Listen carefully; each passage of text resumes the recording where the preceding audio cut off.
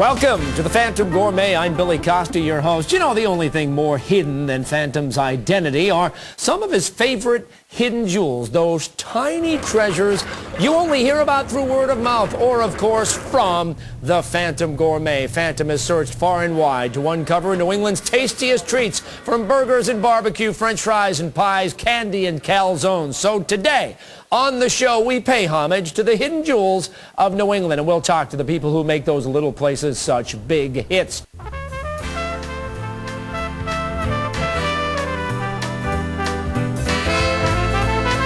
Welcome back to the Phantom Gourmet. Every diner is a piece of living history. The people, the stories, the food.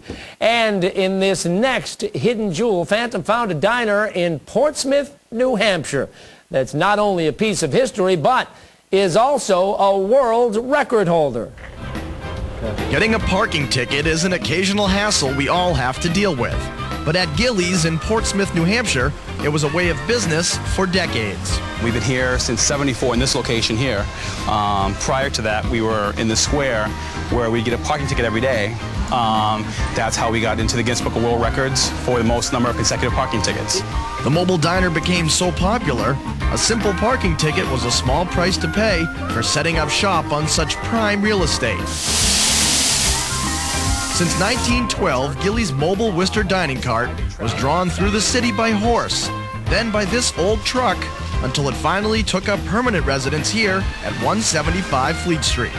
The diner is named for longtime employee Ralph Gilley Gilbert. Gilley never owned the diner, but he became a local legend serving up their burgers and dogs for over 5 decades. I'd stand at the window out here, and that guy, Gilley, would be serving this window, all the people inside, and the other window over there, all at the same time, and keeping everybody happy and the food going out the window. And to this day, if you like burgers and dogs, Gilley's is it. Hot dogs, kraut dogs, chili dogs, cheese dogs. Our chili dog probably being our best seller. And we have cheeseburgers, chili burgers, hamburgers, beans and burgers, which is a beans and burger platter that the burger gets put on top of it with side of bread. In true diner tradition, the prices are as low as they can go. Burgers are just $2 and dogs are $1.25. And if you don't want to look like a first-timer, make sure you know how to order. The works is mustard, relish, and onion. Loaded is the works plus ketchup. And if you want pickles and mayonnaise, you have to be specific. So if you want everything in the house, you say loaded with pickles and mayo. The other trick to looking like a Gilley's regular is knowing how to open the door. Slide. There you go. It says slide on the front of it, but it's kind of funny at night when you hear the guy that's looking at the sign going, pushing, you know, so the door's been that way forever. On a good day, the 10-seat restaurant can serve up to 700 people. But nighttime is the right time for the true Gilley's experience. They're open late till 2:30 a.m., making everyone feel like family. In some place like Grandma's, you know, you can always go there and feel like, okay, I can put up my feet on here on the counter because it's home. Home is where the heart and the hamburger and the hot dog is. Yeah, that's the ticket. At Gilley's, a Phantom Gourmet hidden jewel. Gilley's is located at 175 Fleet Street. That's in beautiful Portsmouth, New Hampshire. And joining me right now is the guy you just saw, the owner of Gilley's, Stephen Kennedy. So, no joke, really Guinness Book of World Records for parking tickets? This is what I heard, yes. It started back 1912.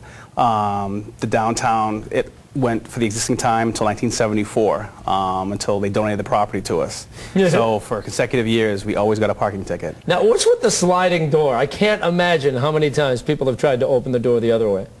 You've got to see it to believe it.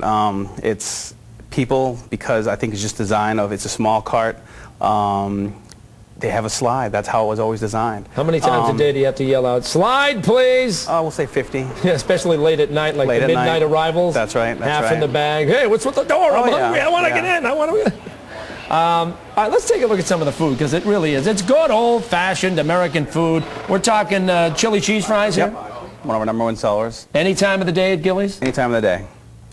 Yep. And anytime of the day. what kind of chili are you using? Any special? Or It's a chili con carne. chili con carne. All right, now the dogs? Yep, these are our dogs loaded. That's ketchup, mustard, relish, and onion. And I'm guessing you've got a special dog supplier. Yep. Makes your dogs better than all the rest, right? We like to think so. And that's your double bacon cheeseburger, right? Man, any time of the day on that as well? Any time of the day. And down the end, your good old-fashioned Beans and Franks dogs. and beans. Franks and beans. Franks and beans, little mustard on top. But what's the deal with the certain food you can only get certain time of the day at Gilley? Well, because of the amount of business that we do in the late evening, what happens is we have to actually stop serving our grilled cheese sandwich, our grilled ham and cheese, or westerns, because of the fact that we'll go through 300 or 400 cheeseburgers in about 2 hours. So unfortunately, we have to accommodate, fortunately for the burgers, unfortunate for the grilled cheese people. So we have to turn off the grill, turn up the heat, accommodate the burger sales. And you just happened to be working at Gilley's. The guy owned it, wanted to sell, said, hey, you want to buy the place? Yeah, right place, right time. It was an old friend of mine, John and June Murray. Good people. And you were not a burger guy to start out, right? You were more on the gourmet side of things? I worked the local scene in downtown, Blue Strawberry, Rusty Hammer, a lot of the local places, tableside cooking, yeah. But, so how many years have you had control of Gilley's now? 93. Since 93. Since 1993, so things are going pretty well, huh? Going very well, luckily. And you're open until 2:30 in the morning? Every morning, every morning. But I'm told nighttime is the right time at Gilley's. It's the busy time. Really? We'll go through 300 to 400 people in a small period of time. So it's quite busy.